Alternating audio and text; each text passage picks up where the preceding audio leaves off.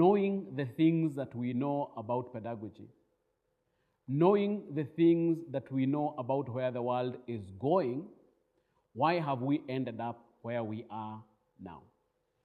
And my answer to that question has always been that education is not about policies, it's not about syllabus, it's not about curriculum,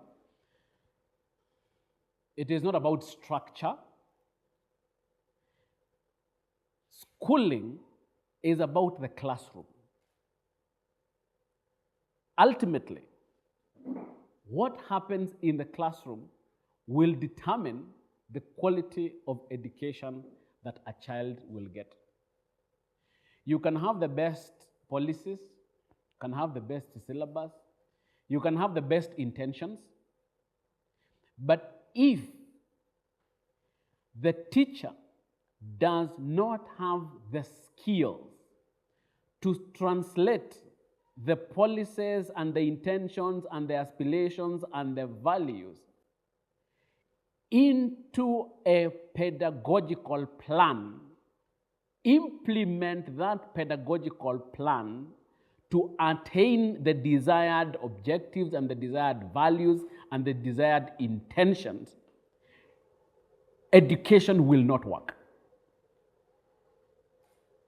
And I have to say that even when it comes to the question of reviewing the 844 system, I am hearing about the structure, I'm hearing about the syllabus, I'm hearing about the content.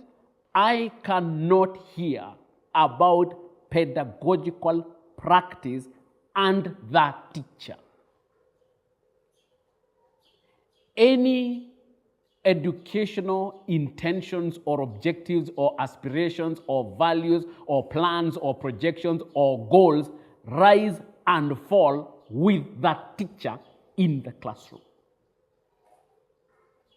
And that is why, in as much as we can talk about context and values and ICT and all these things that we are talking about, ultimately, it is about what happens in the classroom. We can hold seminars, we can hold conferences, we can change syllabus, we can overhaul curriculum. If the principles and practices inside the classroom do not support those policies and values, it will not happen. Here at Midas, we say that our mission is to provide modern learning systems and environments for the modern child. However modern our environments and our systems are, if that teacher cannot animate those processes and those systems inside the classroom, it will not happen. If they overhaul the 844 system and the people who are coming from the universities today are the people who are expected to animate a new curriculum and a new syllabus to meet new goals and new objectives, it will not happen. And therefore, in this series, I want to talk about principles and practices of learner-centered pedagogies inside the classroom. I can sit here and pontificate about pedagogical systems and about modern pedagogies, but for so long as you are going to come out of this seminar, go and pick KLB and go to class and do the same old things, nothing will change. And therefore, for me, the anchor series of what we are trying to do is this one: principles and practice of learner-centered pedagogies at Midas Boys. So 3 things are important in discussing modern pedagogical methods. Number 1, they are learner-centered and experiential. Number 2, they are collaborative. And number 3, they integrate ICT. But like I've said, modern pedagogies or modern pedagogical environments use ICT tools. They are not about ICT. So that when somebody asks you what is modern about your environment, and you start saying, we have computers in the classroom. Yes, we do have computers in the classroom, but they are tools to assist you animate modern learning environment. And as we proceed with this series, you will see the place of ICT in modern pedagogy. I have said, you can change the curriculum, you can change the syllabus, you can change the goals, you can change the values, and you can buy children laptops. If the teacher practice inside the classroom does not change, ICT will not modernize pedagogy. Laptops will not get you into the modern age or into modern pedagogical practice. It is ultimately that teacher who will move education practice into the modern age. So part of understanding the role of ICT in modern pedagogy is understanding that it is a tool. You must know how to use that tool in a new environment for the tool to give you the results that you are looking for. If you cannot use the tool in a modern environment and in the ways that it allows you, in the various ways that it allows you to work, because ICT, and we have had this discussion before, it's going to change everything. So what we are trying to do is to plug it into the old pedagogies. And we think that we have become modern. It doesn't work like that. So 3 things, modern pedagogical methods that are extremely important: learner-centered experiential learning, collaborative learning, integrating ICT. Actually, can you have the first 2 without the third one? Yes, you can. Put it differently, does having the third one mean that you are now modern? It doesn't. Pedagogical capacity in the old pedagogies was secondarily important. In most places, teaching strategies overwhelmingly meant direct instruction. This is what I have been talking about, dictating notes in class. In recent decades, technology has been layered on top of the content delivery and used primarily to support students' mastery of required curricular content. And this is what the first diagram is telling you. That the most important thing in old pedagogies is content knowledge. You expect students to master content. And then your own abilities to teach is what we call pedagogical capacity, is secondary. Content is primary. And that is why, with time, it became that anybody can teach.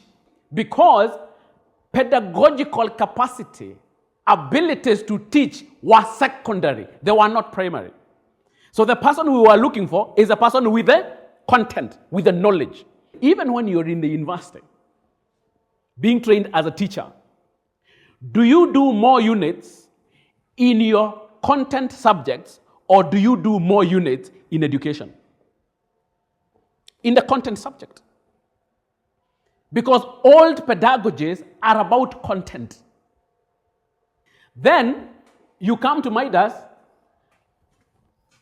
and then you are told, once you come to Midas, you are told, you need technology. We are modern. Once you sign your contract, what are you given? A laptop. You are told, this is a modern learning environment. So you put tech use on top. PowerPoint, at your schemes of work, at now they are on Word. You do a table, and then you submit them to the head of department, and you say, you are modern. You are ideally layering all these other things on top of content. In new pedagogies, the foundation of teacher quality is a teacher's pedagogical capacity, their repertoire of teaching strategies, and their ability to form partnerships with students in mastering the process of learning. That 1 or 2 units that they taught you in the university is the essence of being a teacher. And now you start seeing that the university shortchanged you. It told you you are a teacher and gave you 2 or 3 units in teaching strategies. The rest of it was content. Guess what? Content is available. There is nothing you have that is special or that is different that somebody else cannot be able to get it. Technology in the new model is pervasive, and it is used to discover and master content knowledge and to enable the deep learning goals of creating and using new knowledge in the world. Technology is everywhere. Technology is not something that you do. Technology is not something that you layer on to your onto your content and onto your pedagogical capacity. It is not an aspect. It is everywhere. And then pedagogical capacity, your abilities to teach, this is at the base of modern pedagogies. And it is supposed to help you and the student discover and master content together. You are using your pedagogical capacity to explore the content that exists, to create and use new knowledge in a world where technology is ubiquitous. And this should overturn what you thought teaching is. There are certain things within pedagogical settings that change fundamentally when you move from old pedagogies to new pedagogies. The first one, the teacher's role, is to be the primary information giver and primary evaluator in terms of balance of power. This is a big issue for teachers in traditional pedagogy. The reason why you are clinging to the content is because it makes you feel powerful inside the classroom. In fact, you do not even want the students to have the textbook with the answers. So they printed 2 textbooks. One was called the teacher's book, which had answers at the back, and the students had the one which did not have answers. And therefore, you are very powerful because you are the guy with the book with the answers. In fact, it was considered a transgression for your parent to go to a bookshop and buy the teacher's copy. That one was supposed to be for the teacher. That is what gave you power. And one of the problems that our teachers get into when they come to Midas is because of our affront and our attack and our disdain on content. So the teacher is asking himself, now, if this content is not my preserve, then what is my role as a teacher? In learner-centered teaching, power is shared by faculty and students. Faculties do not make all decisions for students without students' input. Power is usually redistributed to students in amounts proportional to their ability to handle it.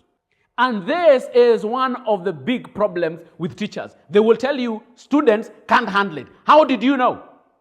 What is the function of content in traditional pedagogies and what is the function of content in modern pedagogies?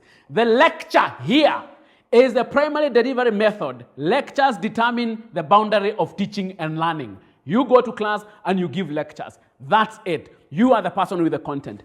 In learner-centered modern pedagogies, content plays a dual function in learner-centered teaching, establishing a knowledge base and promoting learning.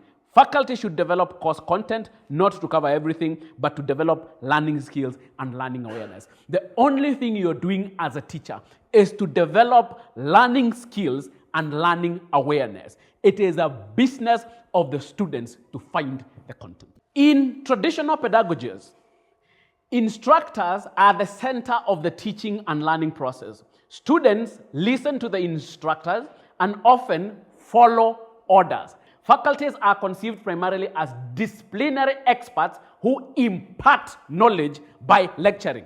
Mwalimu ya Kiingereza, mwalimu wa chemistry, mwalimu wa business studies, mwalimu wa Kiingereza. Mwalimu ni mwalimu. If you are a teacher, you can teach pretty much anything. I am not saying you do not need a mastery of content. I'm saying you need a mastery of pedagogical strategies. In modern pedagogies, instructors guide and facilitate learning, not forcing learning, by sometimes stepping aside from the center of the classroom activities and empowering students to discover knowledge and learn from each other in an encouraging but controlled learning environment. It does not mean that your learning environment is not controlled. It means that power is shared between you and the students, and you are the person who is guiding the learning, not giving the content. In conventional teaching, instructors are agents who deliver knowledge, while students are viewed as passive vessels ingesting knowledge for recall on tests. In a modern learning setting, designers should aim to create environments with fewer rules and requirements which are conducive to learning, to encourage students to learn effectively and to support the learning efforts of others. Students are motivated to build autonomy and responsibility in learning and receive timely feedback from faculty. Assessment is used to monitor learning. Emphasis is on right answers. Desired learning is assessed indirectly through the use of objectively scored tests. Traditional tests measure declarative knowledge, learned recitations, and applications to small problems. They do not necessarily address depth of understanding or the skills the students have acquired. In traditional pedagogy, you are interested in the information you have passed across, not the skills the students have acquired.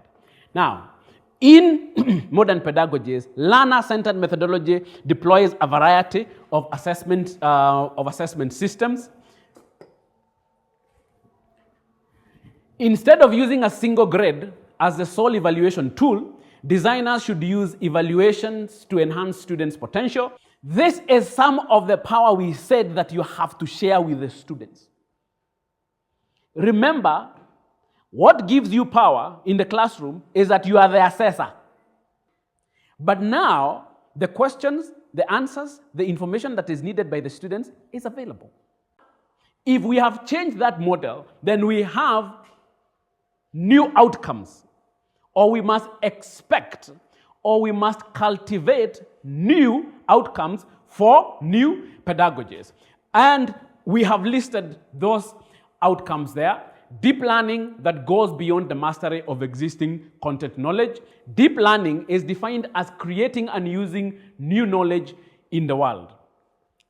Technology has unleashed learning and the potential for students to apply knowledge in the world outside the school. New pedagogies leverage all of this in the form of learning process. Teaching shifts from focusing on covering all required content to focusing on the learning process, developing students' ability to lead their own learning and to do things with their learning. The language of covering the syllabus is the most important in traditional pedagogy. Now, this needs to shift from covering syllabus to developing the students' ability to lead their own learning and to do things with their learning. Education is not about knowing things. It is about doing things. Covering the syllabus is about knowing things. Deep learning must go beyond knowing things to the ability to lead their own learning and to do things with their learning. Teachers are partners with students in deep learning tasks characterized by exploration, connectedness, and broader real-world purposes. Learning outcomes are measured in terms of students' capacities to build new knowledge and to lead their own learning effectively. Can your students learn and can your students lead their own learning? Not do you have the information and have you given it to the students? Learning outcomes are also measured in terms of proactive dispositions and the abilities to persevere through challenges and the development of citizens who are lifelong learners. We talked about the importance of lifelong learning in 21st century education. It is not about what you know today. What you know today will not be useful tomorrow. So what you need to learn today is how to learn so that when you need new knowledge, you will be able to learn new knowledge. Learner-centered instruction. I think this we have already talked a little bit about it. Instruction that centers planning, learning, and assessment on learners' needs, learners' abilities, learners' interests. Connects with knowledge and learners at the same time as opposed to teacher-centered that revolves around delivery of content regardless of learner needs, abilities, and interests. What we have is a situation where you sit in the staff room and you evaluate your own needs as a teacher, your own abilities, and your own interests. And then you design, if you design anything, and you go to class so that you can come back to the staff room and say, I have covered the syllabus. Is it within the interest or abilities of your students to cover the syllabus? If you have a class of 20 students or a class of 30 students, you want to tell me that their needs, their abilities, and their interests to cover the syllabus are the same. But because here the equalizer is the needs, abilities, and interests of the teacher, not of the student. And that is why we said in modern learning, the most important thing is pedagogical strategies. That is, first, as a teacher, do you understand this for each of your students? There is no student who is like another one. Every student's interests, abilities, and needs are different. And therefore, you are designing a learning path for each student based on his needs, his abilities, and his interests, not on your needs, your abilities, and your interests.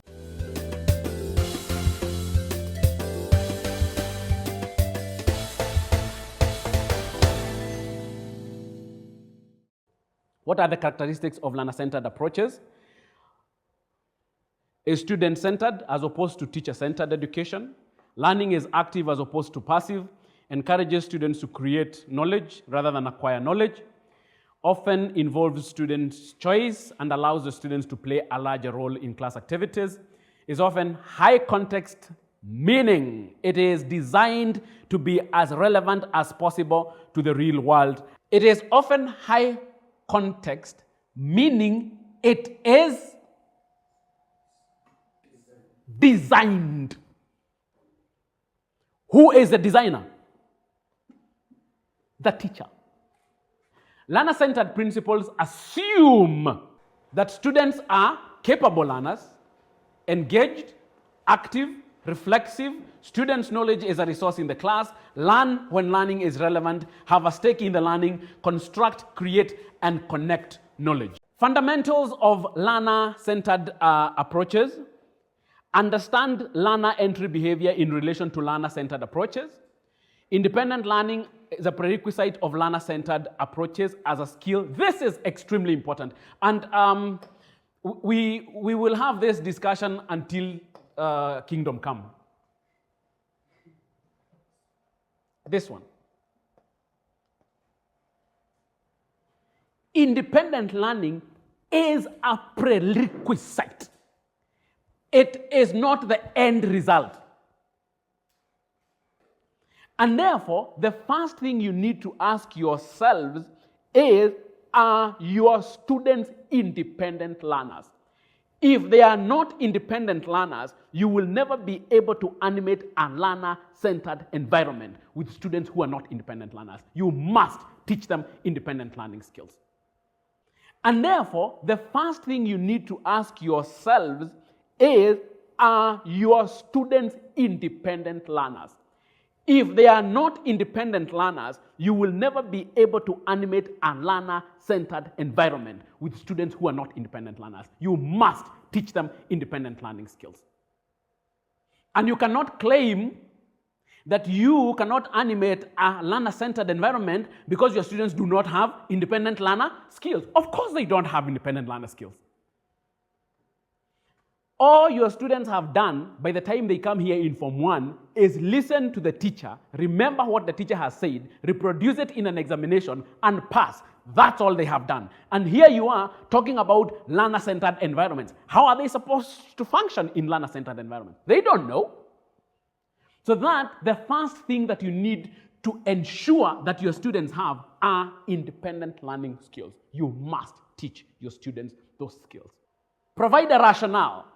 You know, one of the things that I find very strange is that you're walking into a classroom, students do not have independent learner skills, and now because Wainaina said that this is a modern learning environment and it is learner-centered, now you want the students to do learner-centered independent stuff.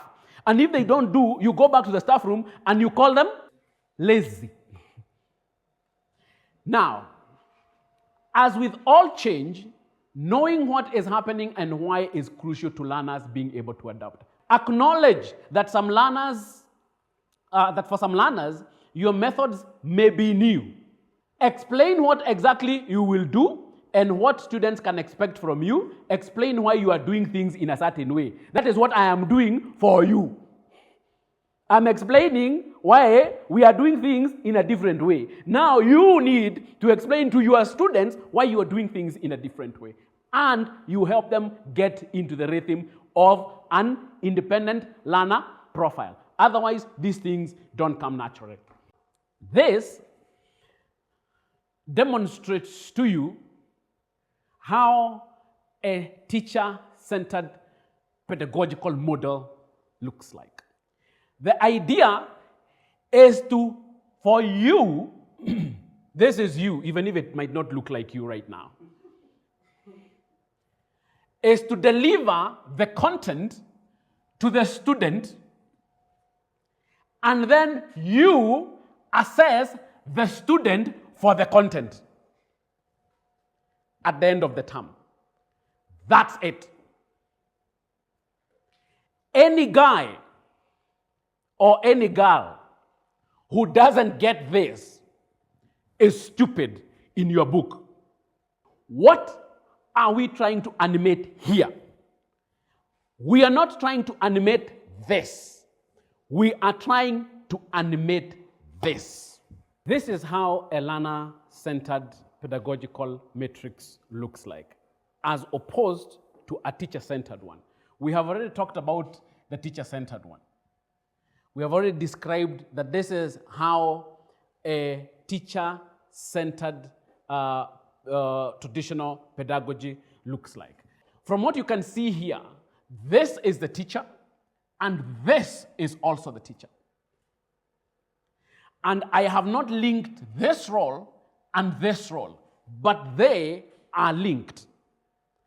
The first role of the teacher is this: learning design.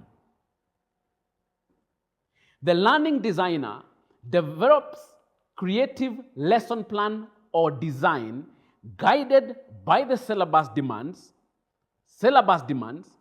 learner needs, abilities, interests, knowledge, and previous feedback. So as you design the learning experience for your students, you are drawing on several things. Content is only one of them. So what informs your lesson design is content, demands, that is the syllabus, learner needs, not your needs, abilities, interests, knowledge, and previous feedback. The question is, where does this previous feedback come from? In learner-centered pedagogy, feedback is continuous. So, here you are, you have designed your learning activity, and I have said that learning activities are at the heart of the design. So when I look at your lesson plan, what your lesson plan is supposed to give me is not content. Content does not reside in a lesson plan. What your lesson plan is supposed to tell me is learner activities. What do you expect learners to do? That's what I want to see in your lesson plan. And then it should be detailed, task-oriented, with specific outputs, specific roles, and methods of recording and reporting output. Your lesson plan should tell me what is the task or action that you expect your students to undertake. What are the outputs that you expect from that exercise? What are the roles that you expect individual students or groups of students to play in that exercise? What are going to be the methods of recording and methods of reporting output? All that is supposed to be in your learner design. Once you have designed that, and once you have made sure that the learning path is clear to your students who are well versed in independent learner skills. You are not designing this for a guy for whom independent learning skills are absent. It will not happen. Once you have designed the learning path, you know the content you want covered.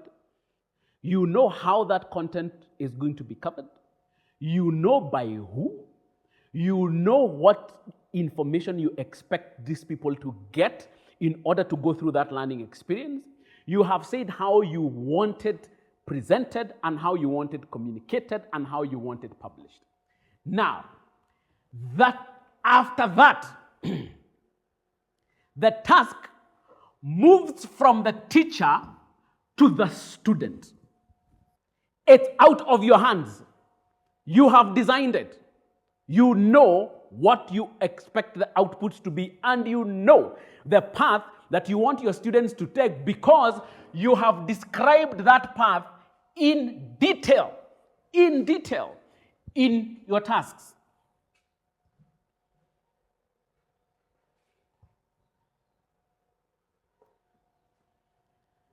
You have already described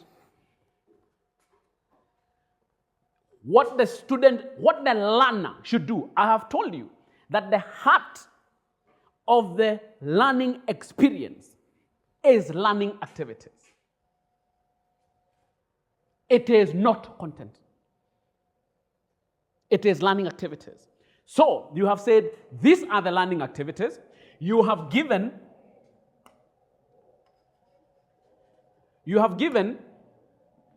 detailed action with specific outputs, specific roles, and methods of recording and reporting output.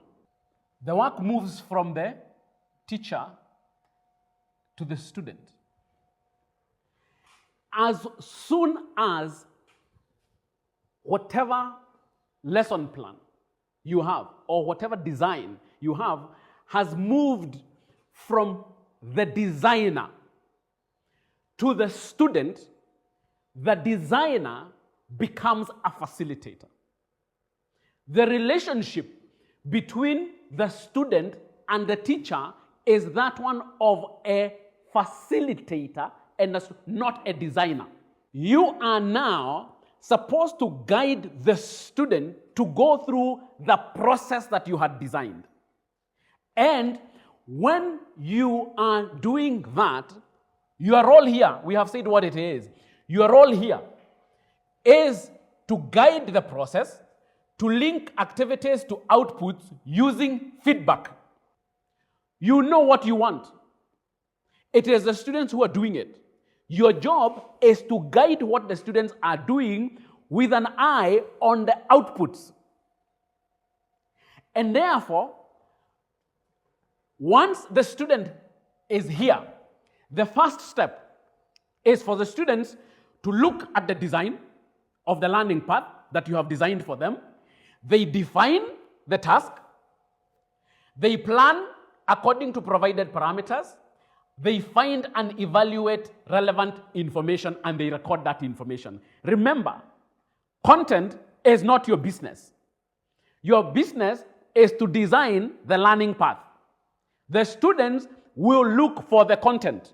You will have made it very clear where you want the content to come from, and for students who have advanced independent learner skills, you don't even have to tell them where to get the information from. You just need to tell them the type of information that you need. That is the job of the student to do. What is your job in helping the student go through the loop? You are providing guidance and you're providing feedback. Meaning, one of the most important skills for you to have in order to facilitate your students is a skill we call questioning. And then they come here, they synthesize and reflect, merge information and explain your position. Look back at the big question. Did you answer it? What is the complexity? The student is supposed to look back at the task by here and ask, have they responded to the task as expected? Then communicate, publish, and evaluate the process. Here, there is nothing you are doing. It is the student who is doing the work. Yours is to question in order to do what? To redirect, reassign, reaffirm, reinforce, respond, redistribute abilities, mediate, and time. That is all you're doing. The student is the one who is going through the learning process. You are receiving feedback, this, and this, and this. And there is something I call the feedback loop. The whole experience for you is a feedback experience. And you can see this loop. It goes through the whole cycle. Because at every stage, you as a facilitator are receiving feedback and responding to that feedback in real time. If the students is here or the students are here, for example, and they have lost morale, your job is to reaffirm.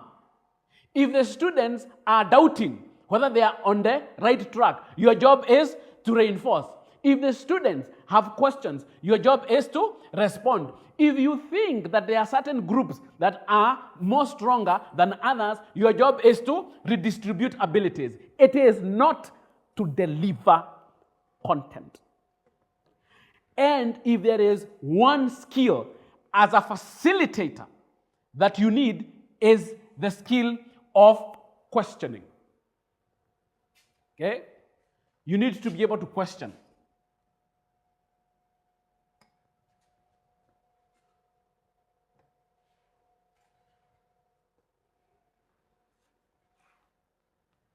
And I have given you a number of questions that you need to be able to use to guide the students as they go through the learning process. You need to be able to ask different types of questions. Essential questions, organizing questions, elaborating questions, divergent questions, subsidiary questions, probing questions, unanswerable questions, hypothetical questions, sorting and sifting questions, inventive questions, telling questions, clarification questions, provocative questions, planning questions, strategic questions, irrelevant questions. If you have not mastered the art of asking questions, you cannot guide your students. Because what you want your students to do is to think and to reflect. When you are designing, you are the one who builds in these cognitive abilities in the work that you expect your students to do. It does not help you to waste your time and all you do or all your students are able to do is the lower level in Bloom's taxonomy. Define, identify, describe, label, list, name, state, match. This is the most basic that you can get. Unfortunately, students spend all their time in school on this knowledge, understanding. A little bit. Here, when it comes to solve, probably when you're talking about mathematics. And it is because there is no other word. Actually, the word is define, or describe, or match. You're not going to get learning experiences that are on a higher scale on Bloom's taxonomy. I have talked to teachers about Bloom's taxonomy 1,000,001 times. Because you are the one who defines the syllabus requirements and design tasks that expect your students to graduate in terms of cognitive abilities. But if the only thing that your students do by the time they come from school is knowledge and understanding, that is possible because information is available. There is no much value that you have added if your students know and understand. Can your students apply, analyze, evaluate, but more importantly, can your students create? Can they create knowledge? You will need to ease them slowly into higher levels of Bloom's taxonomy. Most of the stuff that your students do, and the reason why they are bored with school, is that everything they do is at the level of knowledge and understanding. Can you remember imagined teacher-student roles in modern pedagogy? And I think we have touched on this when we were giving how the modern pedagogical environment has changed the role of the teachers in terms of power, in terms of the processes, in terms of content. So in terms of pedagogical capacity and in terms of the students. Teacher roles: build trusted relationships with students and peer teachers, seek good mentors. Help students find and build on their interests and aspirations through deep learning tasks. Require challenging learning goals, tasks, and success criteria for self and students that require creation and use of new knowledge. Develop repertoire of teaching strategies. Use different strategies to activate learning. That is your responsibility. Provide high quality feedback and encouragement, especially when students face challenges in learning. High quality feedback.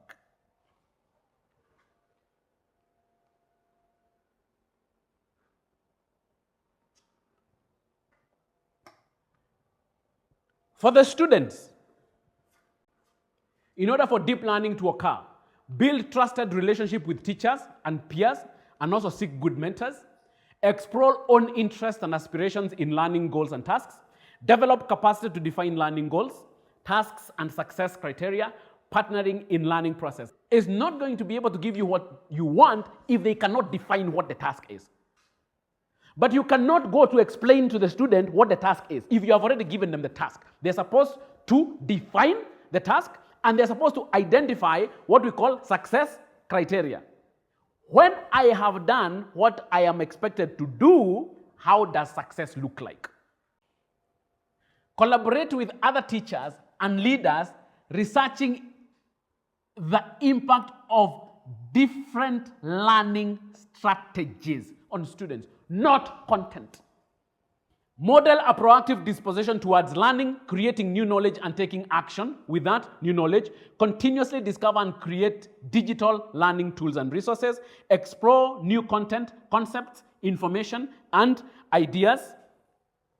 Challenge students to create new knowledge, connect with students, peers, and experts beyond the classroom, accelerate students' ability to drive their own learning process, and assess and share information on students' learning abilities and dispositions.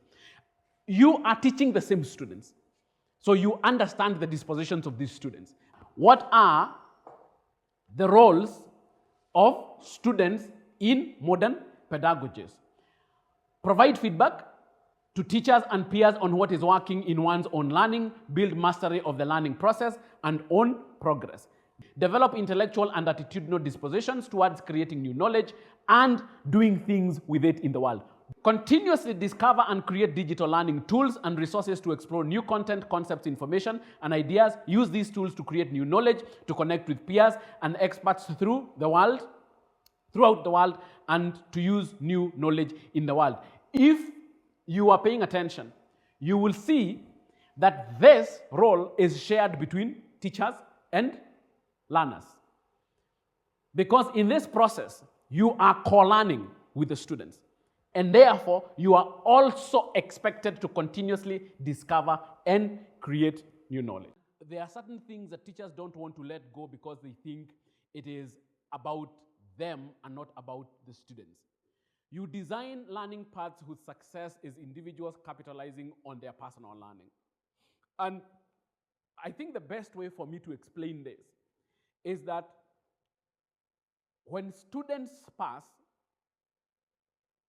what do teachers say? That they taught them, that they are good teachers. When students fail, what do teachers say? That the students are lazy and the students did not read. If you are taking credit for the students who pass, you should also take responsibility for the students who fail.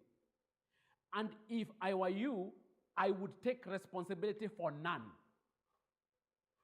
I, as a teacher, avail learning paths, and the student does what they may with those learning paths.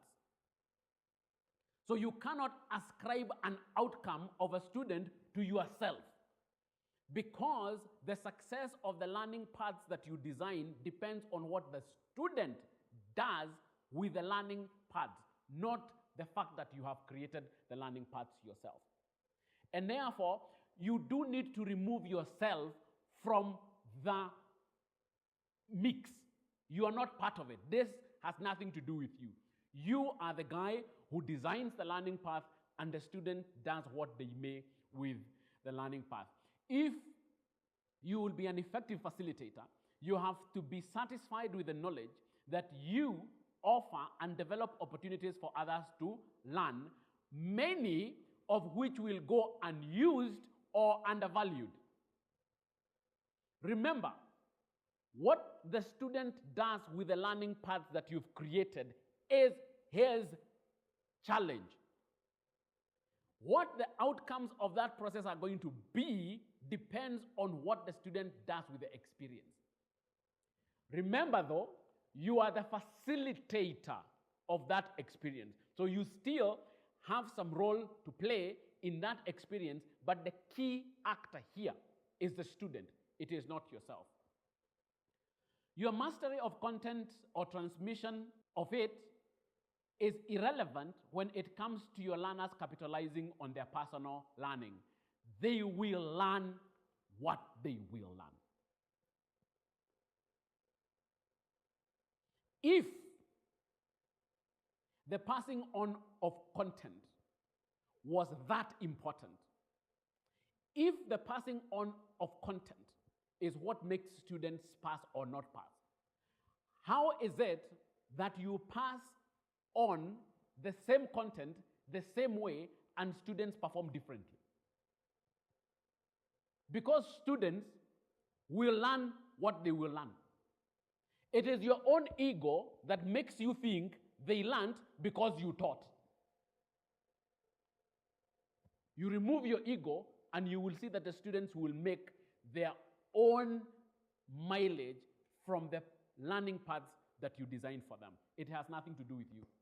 The ownership of learning should be given to the individual learner. The situation is created and designed for him or her.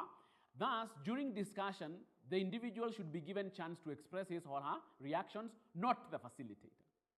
Suppose children are not able to see one particular aspect of a situation, the facilitator should pose questions on that aspect instead of telling the reaction directly. You know, you are not giving students answers. You are giving students the ability to think through stuff so that they can get to the answers. And therefore, your reaction to every question should be a question in return. Because what you're trying to do is to help the student to think through the process and get the answers themselves, not you giving the answer. Believe in your learners.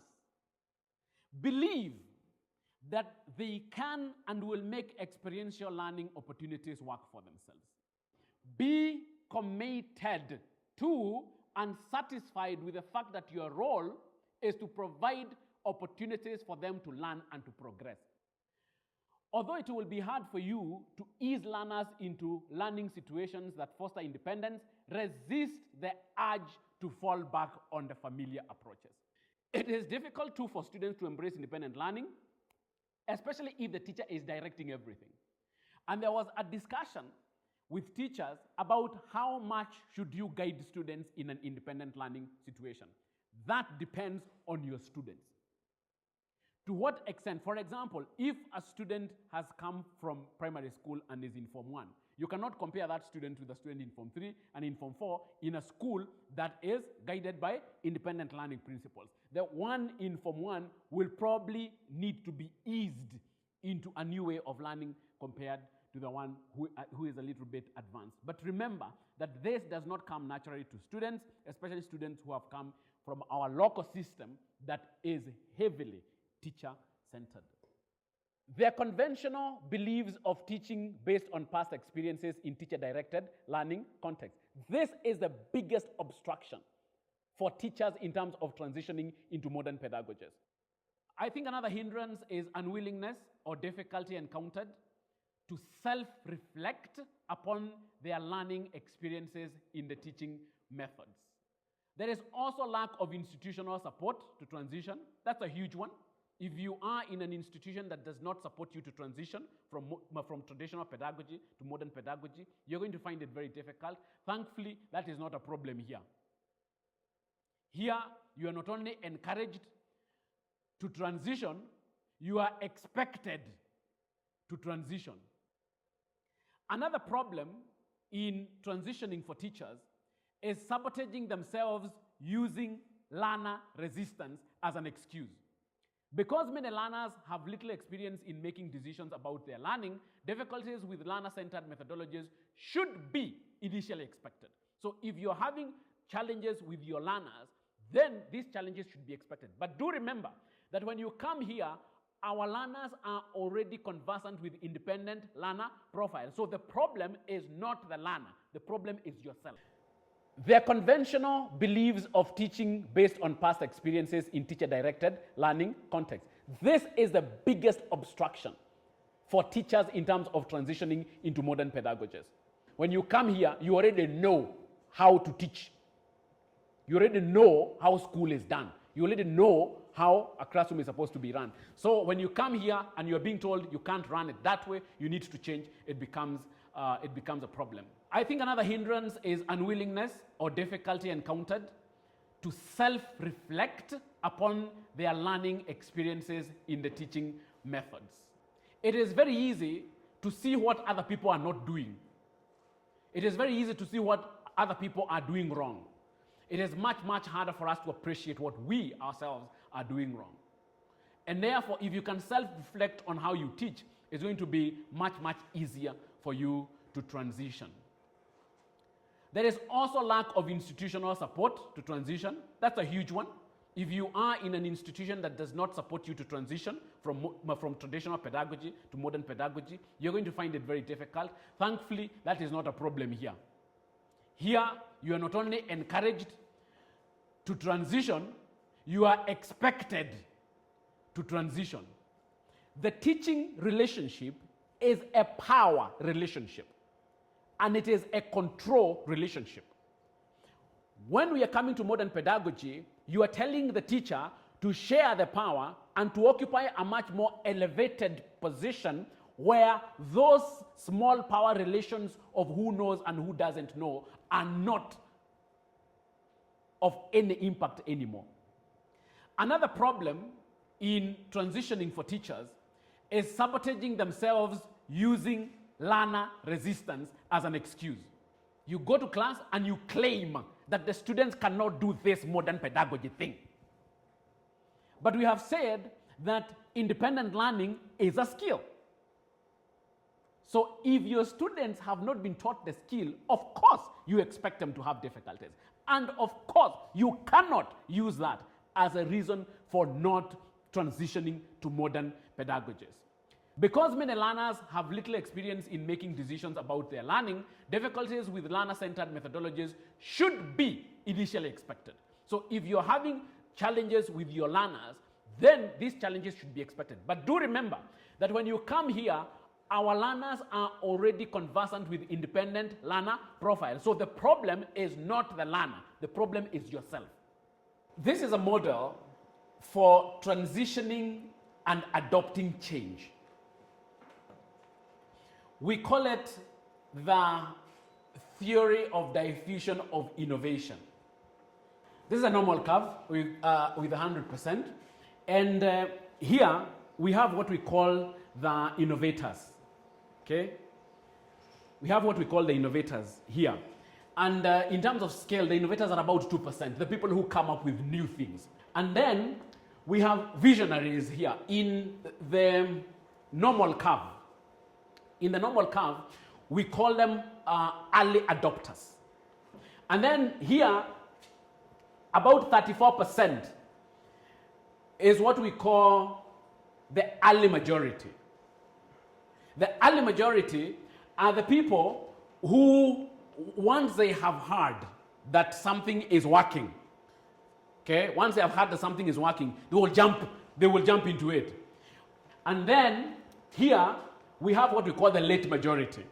The ones who adopt something because everybody else has adopted it. They are fairly pragmatic about it. And then we have the skeptics here. They're called the laggards. These ones will never adopt anything new. They are still using mulikamwizi even today and saying the way it keeps charge. What do you want? What do you want? Especially here and with the new way of looking at education and the new way of looking at teaching, you want people who are here. You want people who are early adopters, people who are visionaries. Pragmatists are people who say, fine, this thing has come into the market, it works, so and so has it, they say it's good, they will run with it. And the most important thing to ask yourself is, where are you? Where are you in this continuum? Are you an enthusiast? Are you a visionary? Are you a pragmatist? Are you a conservative? Or are you a skeptic? Looking at it from the point of view of innovation, are you an innovator? Are you the early adopter? Are you the early majority? Are you the late majority? Or are you a laggard? In an environment where we are trying to adopt new technologies and new methodologies of teaching and learning, we need at least visionaries. The early adopters and the pragmatists might not help us a lot, but if we get them, the kind of people you don't want are the laggards or and the skeptics. Pedagogical transition, managing the transition to learner-centered models, recognizing that change is a process and not an event. Individuals go through natural and recognizable stages within the change process, and recognizing these stages of concern can help you manage your own transition better. I think one of the things that we need to do is to help the teachers transition themselves as opposed to the students. If the teacher transitions, the students will transition. And there are models that have been developed for understanding how people transition, understanding how people adopt change. And one of them is called the concerns-based adoption model, CBAM. When you come to MIDAS and you find that you're supposed to operate in a modern learning environment, What are your concerns? The first thing you ask is that, what is this thing? So you're at the bottom here. If you want to progress on the process of change, your concerns become different. So here you have awareness, then you look for information. How does it work? How does this impact on me? Because one of the reasons why it is very difficult to adopt new things is because they impact on you. And what are you going to do about it?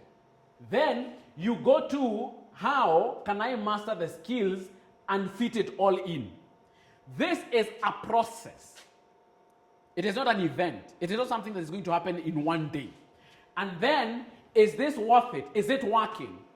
You are transitioning from traditional pedagogy to modern pedagogy. And now you're asking yourself, is it working?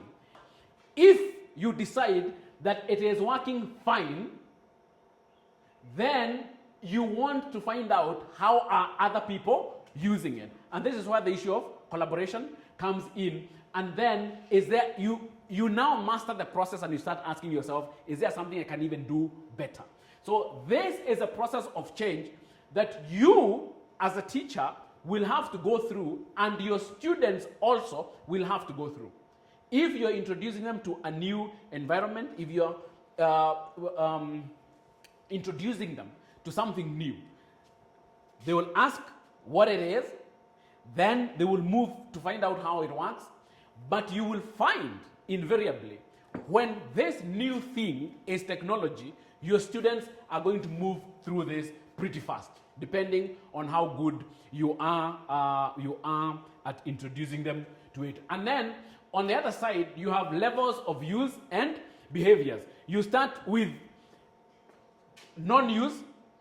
The user has no interest at all. Okay? Then you move to orientation. The user takes initiative to learn more about the innovation. Then you go to preparation. Has definite plans to begin using the innovation. Then you go to mechanical, making changes to better organize use of the information. Then make few or no changes and has an established pattern of use. Here, if you make changes, then you refine, you integrate, and you renew. If you don't make changes, we are stuck here with you. And these are the kind of teachers that we don't need, because they have decided that this thing is not working for them and they are not making any effort. Remember that this hierarchy, the way you see it, takes time, and it applies to both you and your students. The people who have been with me for some time know how much premium I put on the question of communication. And I came across a very nice illustration of communication.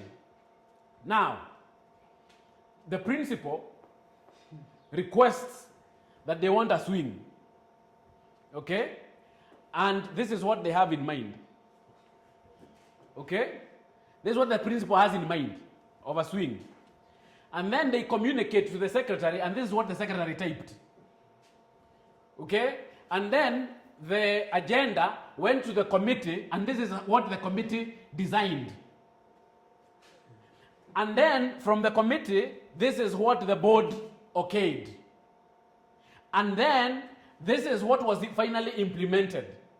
And yet, this is what the student needed. Fundamentals for teachers. You are facilitating your own transition and the transition of the students. We have said, remember, it is a process. And remember that the pedagogical setup is not about you. It's about the students. So the students are the investigators, the students are the discoverers, the students are the acquirers of the knowledge and the competences and skills that emanate from independent learning. The things that I have been talking about in terms of what you need, in terms of the pedagogical skills that you need as a teacher, are more fundamental than ICT. Because if you don't have those, then ICT is just going to be put on traditional methods. It is not going to help you in a modern learning environment. And we have said this, and we don't want, and I want to emphasize it, information is available. The teacher or the textbook are no longer the only sources of information. Recall the basis of learner-centered instruction. That is, the basis for learner-centered instruction is searching for information, organizing the information, using the information, think, explore, question, develop skills, make decisions, apply, produce predetermined outputs from the information, and reporting. Technology, the use of technology, shifts the balance of power towards the learner. Remember, technology provides the information that the student needs. You are no longer the person who is providing the information. Interactive online assignments can facilitate the transfer of power and give students opportunities to practice mastering the material at their own pace, depending on what you have designed. Electronic learning or e-learning is a term for all types of technology enhanced learning where technology is used to support the learning process. E-learning has learning tools, content, and assessment components. Learning tools may be asynchronous as forums, web blogs, that is blogging, microblogging, bookmarking, wikis, RSS, we call them really simple syndication, web feeds in XML format, to publish frequently updated content including blog entries, news headlines, and podcasts. What do ICT tools help you to do in education? And we have identified 4 things that the tools will allow you to do. Informative tools, it provides vast amount of data in various formats such as audio, video, and documents. Then ICT as a situating tool, it creates situations which the student experiences in real life, thus simulation and virtual reality is possible. Then organizing tools helps in structuring, organizing, and presenting learning experiences. Students appreciate a structured, logical flow to their learning paths, and how you organize your activities can go a long way in minimizing confusion. And then constructive tool to manipulate the data and generate analysis. How are you using the ICT tools that are available to you? Most teachers will end here as an informative tool. And the point we're trying to make is that there are so many other ways of using ICT tools for teaching and learning, as a situating tool, as an organizing tool, as a constructive tool, and in several other ways. Creating digital libraries.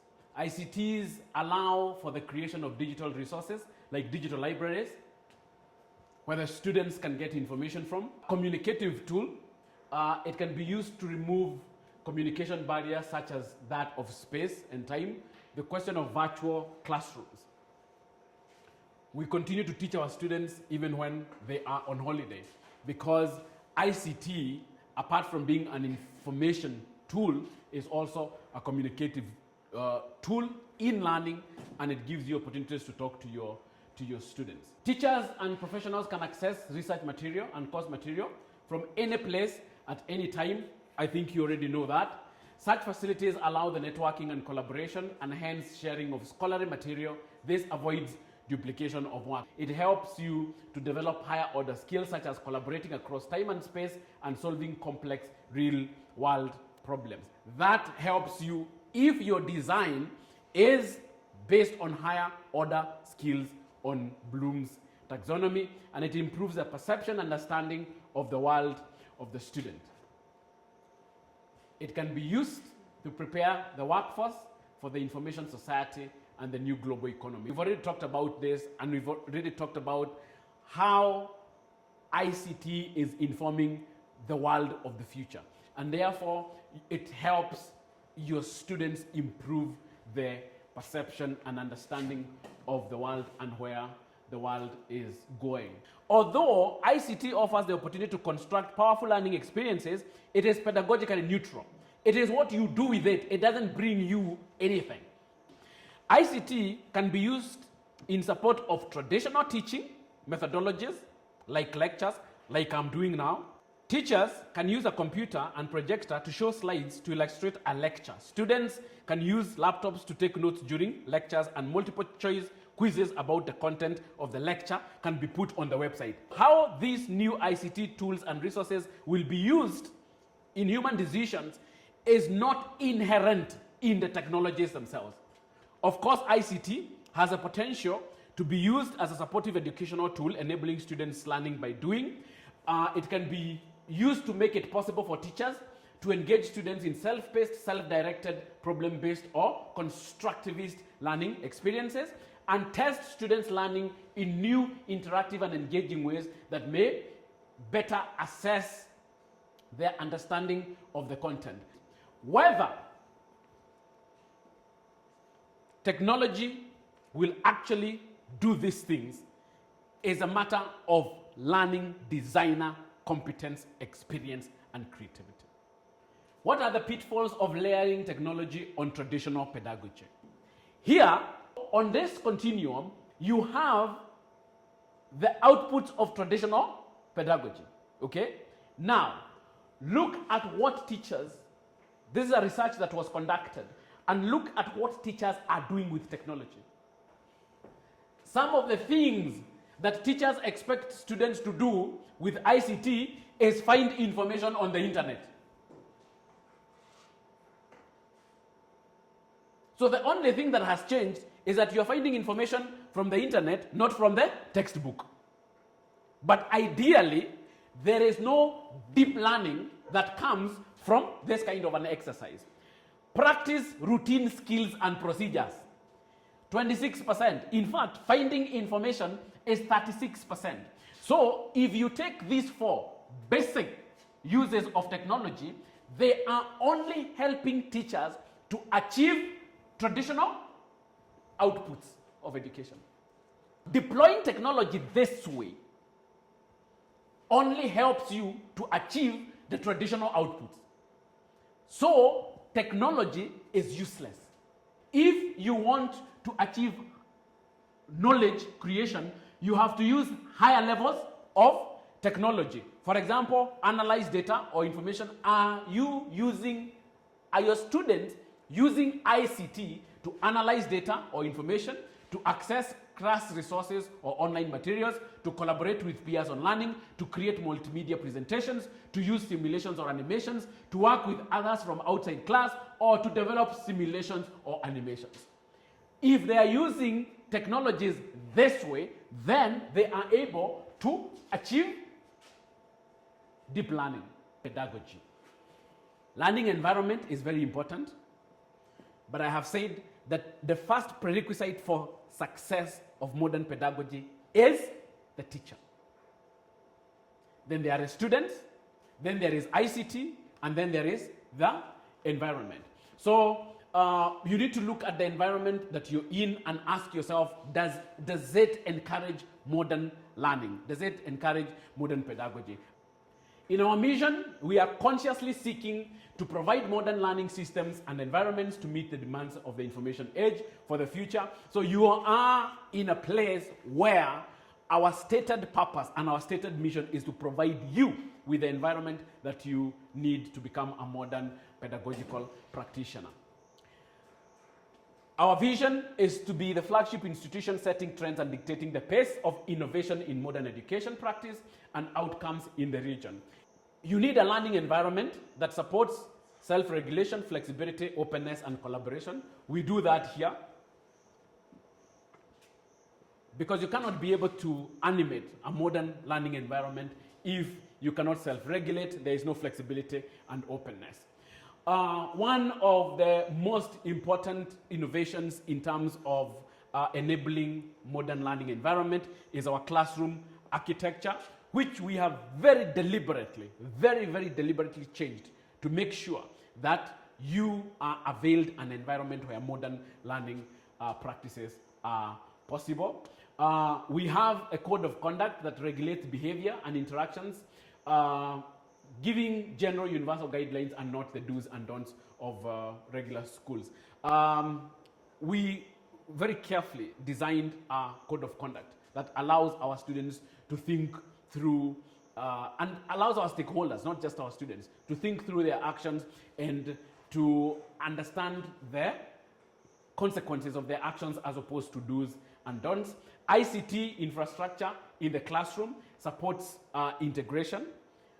But I have said, and I need to emphasize again and again and again and again, it is not ICT that makes a modern learning environment. It is how the learning designer uses ICT that makes the difference. And emphasis on cooperation and not on competition. So how does our environment here at Midas Boys endeavor to meet these requirements? Because we do endeavor to meet these requirements. I have touched on some of those things from the previous slide. We are a decidedly transformational environment that encourages and rewards innovation in pedagogical practice. We encourage and we reward innovation. But you know, for you to reward innovation, you have to see it. But the spirit to reward it is there. And to support it, it is there.